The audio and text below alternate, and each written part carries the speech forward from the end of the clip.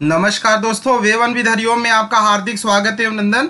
इस वीडियो में हम लोग डिस्कस करेंगे मानवाधिकार संरक्षण संशोधन विधेयक 2019 the protection of human right amendment bill 2019। UPSC व स्टेट पीसीएस के लिए बेहद महत्वपूर्ण टॉपिक है। इसमें संशोधन जो हुआ वो तो इम्पोर्टेंट है ही, साथ में इसका बेसिक भी जानना बहुत जरूरी है। चलिए हम लोग इसके सभी पॉइंट को देखते हैं जो एग्जाम के दृष्टि से महत्वपूर्ण हो सकता है। मानवाधिकार आयोग एक स्वतंत्र वैधानिक निकाय है।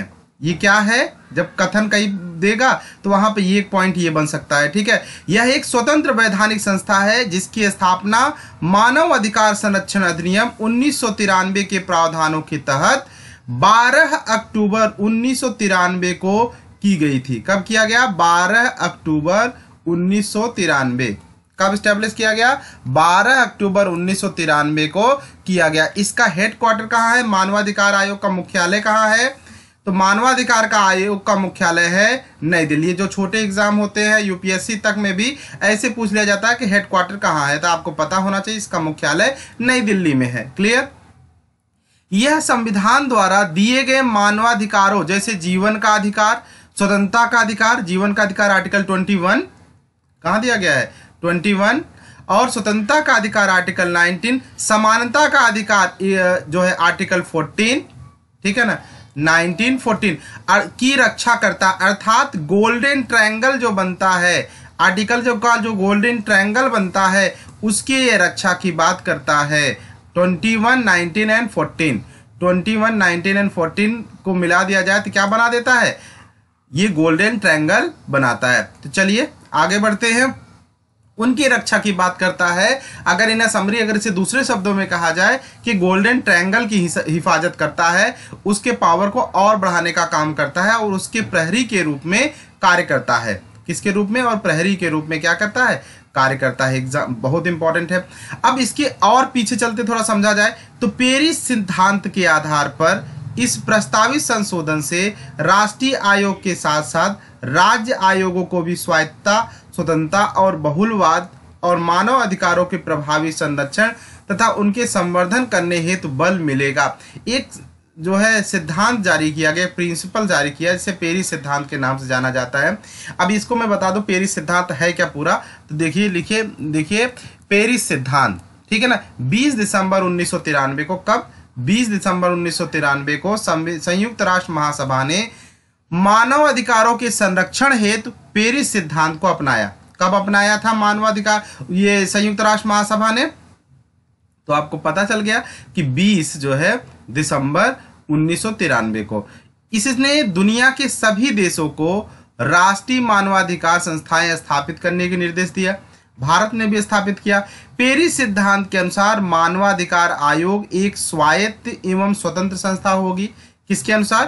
पेरिस सिद्धांत के आधार पर। यह शिक्षा, ध्यान दीजिएगा, मीडिया, प्रकाशन, प्रशिक्षण आदि माध्यमों से मानवाधिकारों को भी बढ़ावा देता है। मतलब इन सभी के माध्यम से बढ़ावा देने का कार्य भी करेगा मानवाधिकार जो आयोग बनेगा, ठीक है। इन्हीं सिद्धांतों को, पेरिस सिद्धांतों को फॉलो करने के लिए गृह मामलों के मंत्री अमित शाह, मतलब होम मिनिस्टर जो है हमारे गृह मंत्री हैं अमित शाह जी ने 8 जुलाई 2019 को लोकसभा में मानवाधिकार संरक्षण संशोधन बिल 2019 पेश किया। बिल मानवाधिकार संरक्षण एक्ट 1993 में संशोधन करता है। यह एक्ट राष्ट्रीय मानवाधिकार आयोग NHRC, राज्य मानवाधिकार आयोग SHRC और मानवाधिकार अदालतों की स्थापना का प्रावधान करता है। ध्यान दीजिएगा, यहाँ यही सब पॉइंट बहुत इंपॉर्टेंट रोल प्ले करेगा। मैं कलर चेंज कर देता हूँ, ध्यान समझिए इसको, ये मैं बताता हूँ फिर से, ध्यान दीजिएगा। इसमें जो संशोधन की बात कही गई है, कहा गया है जो नया बिल पेश किया गया है, बिल मानवाधिकार संरक्षण एक्ट 1993 में किसमें संशोधन करेगा? ये मानवाधिकार संरक्षण एक्ट जो 1993 है उसको संशोधन करता है। यह एक्ट मानवाधिकार आयोग और राज्य मानवाधिकार आयोग और मानवाधिकार अदालतों की स्थापना का प्रावधान करता है। क्या क्या? कि एक तो राष्ट्रीय मानवाधिकार होगा, साथ में राज्य मानवाधिकार और मानवाधिकार अदालत स्थापित करने की बात किसमें किया गया है? जो नया बिल आ रहा है उसमें बात कही गई है। ऐसा क्यों, किसके आधार पर किया जा रहा है? तो याद रखिएगा, अभी हमने बताया पेरिस सिद्धांत के आधार पर। पेरिस सिद्धांत को कब अपनाया गया? अभी हमने आपको बताया पेरिस सिद्धांत को अपनाया गया है। कब अपनाया गया पेरिस सिद्धांत को? तो 20 दिसंबर 1993 को। समझ में आ गया? यहाँ देखिए लिखा है 20 दिसंबर 1993 को। अब क्लियर हो गया होगा पूरा पॉइंट? कहीं दिक्कत हो तो आप सब कमेंट करिएगा। चलिए अब बात कर लेते हैं इस बिल के बारे में, जिससे आपका कंसेप्ट, ये बिल जो है पारित किया गया कहाँ पे? लोकसभा में। कब पारित किया गया? तो लोकसभा में इसे पारित किया गया 19 जुलाई, कितने तारीख को? 19 जुलाई 2019 को पारित किया गया। और इसे राज्यसभा में कब पारित किया गया? तो राज्यसभा में इसे 22 जुलाई 2019 में पारित किया। कब किया गया? 22 जुलाई 2019 को पारित किया गया। कहाँ से? राज्यसभा से। और 19 तारीख को, 19 जुलाई को लोकसभा से। 19 को जो है लोकसभा से और 22 जुलाई को जो है राज्यसभा से पारित किया गया। चलिए इसकी कुछ इंपॉर्टेंट फैक्ट को भी देख लिया जाए। मानवाधिकार संरक्षण संशोधन विधेयक 2019 के तहत भारत के मुख्य न्यायाधीश के अतिरिक्त किसी ऐसे व्यक्ति को भी आयोग के अध्यक्ष के रूप में नियुक्त किया जा सकता है जो उच्चतम न्यायालय का न्यायाधीश रहा हो। ध्यान दीजिएगा, क्या कहा गया है कि भारत के मुख्य न्यायाधीश के अतिरिक्त किसी ऐसे व्यक्ति को भी आयोग अध्यक्ष के रूप में नियुक्त किया जा सकता है जो उच्चतम न्यायालय का न्यायाधीश रहा हो। ठीक है। दूसरी बात क्या है?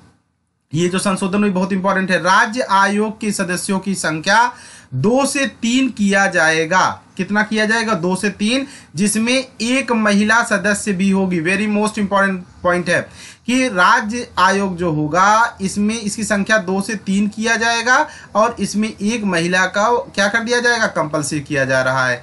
मानवाधिकार आयोग ने राष्ट्रीय पिछड़ा वर्ग आयोग के अध्यक्ष, राष्ट्रीय बाल अधिकार संरक्षण आयोग के अध्यक्ष और दिव्यांगजनों संबंधी मुख्य आयुक्त को भी सदस्यों के रूप में नामित किया जाएगा। ये पॉइंट भी बहुत इंपॉर्टेंट है, ध्यान दीजिएगा। ठीक है।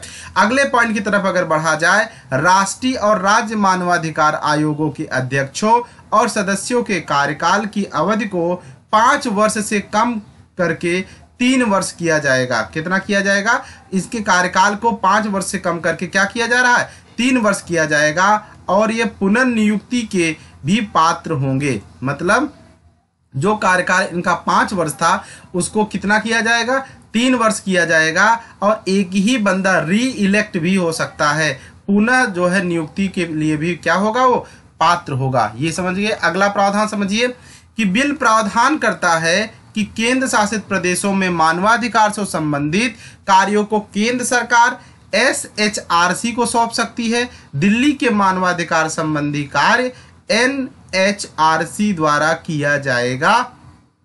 ये बात स्पष्ट कर दिया गया है। क्लियर? तो ये थी पूरी इंपॉर्टेंट जानकारी जो मानवाधिकार आयोग से संबंधित है। मानवाधिकार के संबंधित जितने भी महत्वपूर्ण पॉइंट थे जो आपको आपके जहन में होने चाहिए थे वो हमने आपको बताया। आपको बता दे अगर आपको इसको PDF चाहिए फ्री ऑफ कॉस्ट तो आपको करना क्या होगा? 9452936338 पे आपको व्हाट्सअप करना होगा। क्या करना होगा? आपका नाम और आपका नाम आपको लिखना होगा। साथ ही साथ आपको क्या करना होगा? जगह का नाम लिखना होगा, नाम लिखना होगा और जगह का नाम लिखना होगा। ठीक है। नाम और जगह का नाम आप हमें भेजेंगे तो हमारी टीम आपको PDF प्रोवाइड करने का जल्द से जल्द प्रयास करेगी। Thank you. Thanks for watching.